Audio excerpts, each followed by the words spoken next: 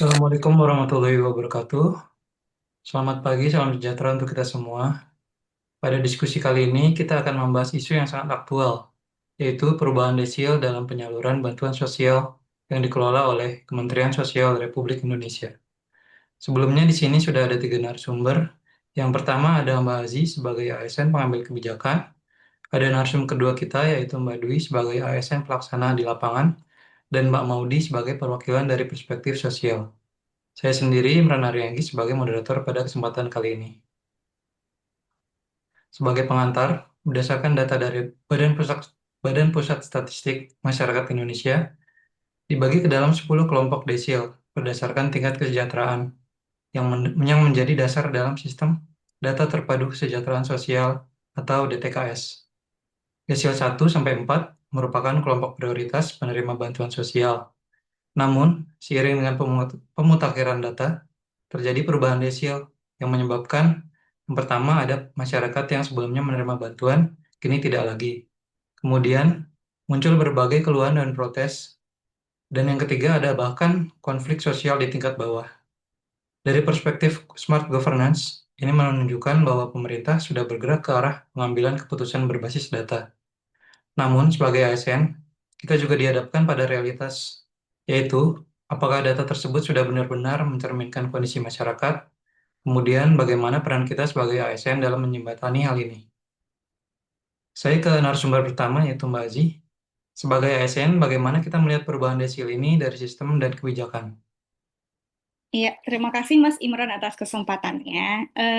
Jadi sebagai seorang ASN, kita perlu melihat bahwa perubahan desil ini adalah bagian dari usaha pemerintah untuk terus memberikan pelayanan yang lebih baik lagi. Nah, salah satunya adalah melalui perbaikan sistem. Nah, pemerintah melalui Kementerian Sosial Republik Indonesia berupaya memastikan bantuan sosial yang diterima oleh masyarakat itu lebih objektif dan tepat sasaran. Nah, sebenarnya penentuan desil bansos ini merupakan integrasi antara pembaruan data Reksosek atau registrasi sosial ekonomi oleh BPS dan P3KE atau pensasaran percepatan penghapusan kemiskinan ekstrim oleh BKKBN dengan data tunggal sosial ekonomi nasional atau DTSEN. Jadi ada tiga data yang digabung. Nah, maka sebenarnya perubahan desil itu sebenarnya mencerminkan yang pertama data yang semakin diperbaharui. Yang kedua, dampak dari data yang semakin diperbaharui itu akan harapannya itu mengurangi kesalahan sasaran karena ya secara data tadi sudah lebih terintegrasi. Dan yang ketiga, itu juga dapat menjadi suatu efisiensi dari anggaran negara, yaitu dengan memberikan bantuan sosial kepada masyarakat yang memang benar-benar membutuhkan, seperti itu. Berarti secara konsep sudah sesuai dengan smart governance. Secara konsep memang sudah sesuai. Nah, kenapa? Karena smart governance itu identik dengan yang pertama, yaitu data driven policy. Artinya kebijakannya yang dikeluarkan itu harus berbasis data di lapangan ya. Kemudian yang kedua adalah integrasi sistem, di mana di sini kita bisa melihat ada kolaborasi ya antara dinas yang terkait. Tadi ada dinas BKKBN, kemudian ada BPS, seperti itu. Dan juga sekarang dengan dinas sosial berarti ya. Artinya informasinya itu dapat diolah bersama untuk menghasilkan kebijakan yang lebih optimal. Dan yang ketiga itu efisiensi layanan publik. Nah, di mana pengajuan sanggah atau registrasi baru bagi masyarakat yang memenuhi syarat itu dapat dilakukan secara online sekarang. Nah, tapi memang sebagai seorang ASN, kita perlu melihat segala sesuatunya secara objektif. Bahwa smart system belum tentu langsung berarti smart implementation gitu. Jadi masih ada beberapa hal yang perlu diperbaiki dan ditingkatkan dalam pelaksanaan kebijakan ini. Karena memang kebijakan ini cukup sensitif ya, mengingat perubahan desil ini dampaknya itu langsung menyentuh ratusan ribu masyarakat di Indonesia. Seperti itu, Mas. Baik, sekarang kita masuk ke realita. Kepada Mbak Dwi, sebagai ASN yang bersentuhan langsung dengan masyarakat, apa yang terjadi di lapangan, Mbak? Baik, terima kasih Mas Imran. Kalau kita bicara secara jujur dan apa adanya gitu ya. Realitas di lapangan menunjukkan bahwa perubahan desil ini tidak selalu dipahami dengan baik gitu oleh masyarakat. Alih-alih dipandang sebagai bentuk pembaruan data yang lebih akurat, justru seringkali menimbulkan kebingungan, tanda tanya gitu ya, bahkan berujung pada ketidakpercayaan masyarakat terhadap pemerintah. Hal ini terjadi karena masyarakat itu tidak mengetahui proses di balik perubahan data tersebut, mulai dari bagaimana penilaian dilakukan, indikator apa yang digunakan, hingga siapa yang menentukan. Nah, dalam praktiknya itu kita sebagai tim lapangan gitu ya, sering menemui berbagai situasi yang cukup kompleks gitu. Misalnya, warga yang merasa masih miskin tapi tidak lagi menerima bantuan, lalu ada juga yang kondisi ekonominya belum stabil gitu, tapi dianggap sudah naik desil. Bahkan ada juga yang datang ke kantor gitu ya dengan kondisi emosi seperti itu, Mas. Baik, Mbak. Mbak Dwi, apa yang biasanya menjadi keluhan utama? Nah, yang paling sering itu pertanyaannya adalah kenapa mereka atau kenapa masyarakat ini dicoret gitu ya dari desil mereka, padahal kondisinya masih sama gitu.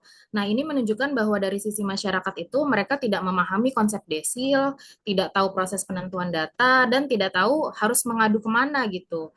Nah, hal ini tuh menunjukkan bahwa tantangan utamanya bukan pada kebijakannya gitu, melainkan pada bagaimana kita sebagai ASN mampu menjelaskan, mengomunikasikan, dan memastikan kalau masyarakat nih memahami proses tersebut secara adil dan transparan seperti itu. Oke, sebagai ASN, bagaimana kita menyikapi hal ini gitu, Mbak? Baik, sebagai ASN, di sini peran Smart ASN ini benar-benar diuji ya, karena kita tidak cukup hanya berkata, ini udah dari pusat gitu, dari Kementerian Sosial, kita nggak bisa seperti itu. Tapi kita harus menjelaskan dengan bahasa yang sangat amat sederhana, lalu melakukan verifikasi ulang jika itu diperlukan, lalu menjadi jembatan antara sistem dan masyarakat. Seperti itu, Mas. Baik, sekarang kita ke Mbak Maudi dari narasumber ketiga kita. Dari sudut pandang ASN, bagaimana kita melihat dampak perubahan desil ini terhadap masyarakat? Baik, terima kasih Mas Imran. Dari perspektif sosial, sebagai ASN kita harus peka bahwa dampaknya bukan hanya sebatas administratif saja ya, namun juga menyangkut sosial. Ada beberapa hal yang saya lihat di masyarakat ini. Yang pertama ada kecemburuan sosial. Jadi banyak masyarakat yang mulai membandingkan kenapa dia tidak dapat, kenapa yang lain dapat gitu. Banyak pertanyaan-pertanyaan seperti itu yang muncul di masyarakat. Yang kedua, adanya penurunan kepercayaan. Jadi ketika masyarakat tidak paham sistem, maka yang akan disalahkan lagi-lagi ASN yang di lapangan yang langsung bersinggungan dengan masyarakat. Yang ketiga ada kerentanan sosial ya. Ada beberapa masyarakat yang sebenarnya masih membutuhkan, tapi sudah tidak lagi tercover, gitu, Mas. Berarti ada gap antara data dan realitas, begitu, Mbak?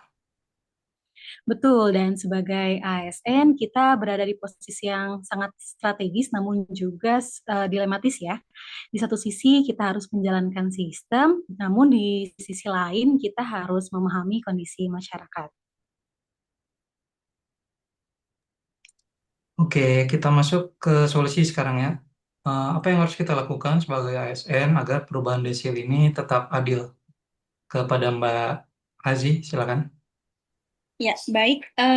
Kalau sebenarnya yang tadi Mbak Dwi sempat singgung ya, kalau sebenarnya dari segi kebijakan itu mungkin sudah oke, tapi mungkin cara penyampaian ke masyarakatnya seperti itu ya. Tapi tetap saja memang sebagai pengambil kebijakan itu yang pertama kita perlu meningkatkan adanya transparansi data seperti itu. Jadi mungkin masyarakat itu kenapa mereka bersifat reaktif karena kurang adanya edukasi kayak gitu kepada mereka. Nah, tapi ini juga didukung sebenarnya pemerintah tuh sudah menyediakan akses online ya yang mudah diakses baik melalui handphone ataupun komputer yaitu dengan mengunjungi website resmi Kemensos ada di Cek Bansos kemensos.go.id. Nah, selanjutnya bagi masyarakat yang ingin melakukan cek status, itu kita bisa memasukkan 16 digit nomor NIK dan juga memasukkan huruf atau captcha yang muncul. Nah, kemudian tekan cari data. Nah, selanjutnya sistem akan menampilkan informasi terkait dengan tingkatan desil keluarga, kemudian status penerima bansosnya, apakah penerima PKH, BPNT, PBIJK, dan lain-lain. Nah, tapi ya lagi-lagi seperti yang saya singgung di awal, tentunya hal ini perlu didukung juga dengan edukasi yang masif kepada masyarakat gitu ya, agar sebenarnya sudah ada kanalnya, tapi mungkin edukasinya perlu ditingkatkan lagi gitu ya, agar informasinya tersebar luas. Kemudian yang kedua, kita perlu melakukan penguatan sistem pengaduan. Nah, jadi bagi masyarakat kurang mampu yang belum mendapatkan bansos atau ingin menyanggah kriteria desilnya, itu dapat melakukan usulan melalui desa atau kelurahan atau langsung ke dinas sosial setempat. Atau bisa juga tadi melalui aplikasi ya, ada namanya Cek Bansos, seperti itu. Kemudian yang ketiga, itu dibutuhkan adanya kolaborasi antara pusat dan daerah. Nah, artinya pemerintah daerah harus dapat menerjemahkan kebijakan pusat dengan baik sehingga tidak terjadi misinformasi di masyarakat seperti itu. Jadi yang seperti tadi sudah disinggung juga, nggak yang itu kan dari pusat gitu. Nah, kita tidak bisa serta-merta membicarakan seperti itu. Kita perlu membicarakannya dengan apa ya, seinformatif mungkin gitu kepada masyarakat. Mungkin itu Mas kalau dari saya. Baik, dari sisi implementasinya bagaimana Mbak Dwi? Baik, kalau dari sisi implementasi pasti sangat terkait ya dengan perspektif dari Mbak Hazi dari sisi pengambil kebijakan gitu ya. Jadi ASN itu dituntut untuk tidak hanya bersikap menunggu atau reaktif terhadap keluhan, tetapi harus proaktif dalam menjelaskan perubahan yang terjadi gitu ke masyarakat. Selanjutnya memberikan edukasi yang mudah dipahami kepada masyarakat. Lalu tidak serta-merta bergantung pada data dalam sistem, melainkan tetap melakukan verifikasi dan penilaian langsung di lapangan atau bahasa lainnya ground checking gitu ya, agar kebijakan yang dijalankan benar-benar sesuai dengan kondisi real itu yang ada di lapangan atau yang ada di dalam masyarakat. Nah, dengan demikian peran ASN ini tidak hanya sebagai pelaksana kebijakan, tetapi juga sebagai penghubung gitu, yang memastikan bahwa antara data, sistem, dan realitas sosial ini dapat berjalan selaras dan tidak menimbulkan ketimpangan di dalam masyarakat. Baik, dari Mbak Maudi bagaimana dari sisi nilai ASN? Silakan. Baik, pendapat saya dari sisi nilai ASN, kita sebagai ASN harus menerapkan nilai dasar berakhlak ya, khususnya berorientasi pelayanan, yaitu memahami kebutuhan masyarakat. Kemudian ada akuntabel, itu menjelaskan kebijakan yang berlaku dengan jujur. Dan yang ketiga ada adaptif, yaitu mampu menyesuaikan dengan adanya perubahan sistem. Mungkin itu sih dari saya, Mas. Baik, sebagai penutup, kita dapat menyimpulkan bahwa perubahan desil merupakan bagian dari transformasi menuju smart governance berbasis data. Namun sebagai ASN, kita juga harus memahami bahwa data yang baik harus diiringi dengan empati, kemudian sistem yang canggih harus diimbangi dengan komunikasi, dan kebijakan yang tepat harus tetap berpihak pada masyarakat. Karena pada akhirnya tugas kita bukan hanya menjalankan sistem, tetapi memastikan bahwa keadilan sosial benar-benar dirasakan oleh masyarakat. Terima kasih kepada para narasumber hari ini. Wassalamualaikum warahmatullahi wabarakatuh.